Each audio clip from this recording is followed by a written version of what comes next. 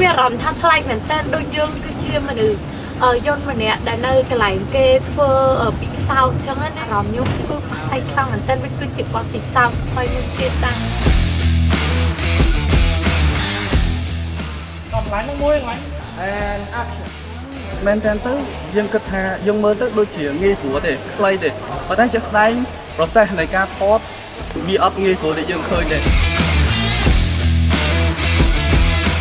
នេះយើងមកចូលរួមថតជាមួយ PVC ថ្មីរបស់ Champion ទៀតចោលចាំមើលតិចៗទៅសាកមើលឲ្យចាំប្រាប់ពីចំណាប់អារម្មណ៍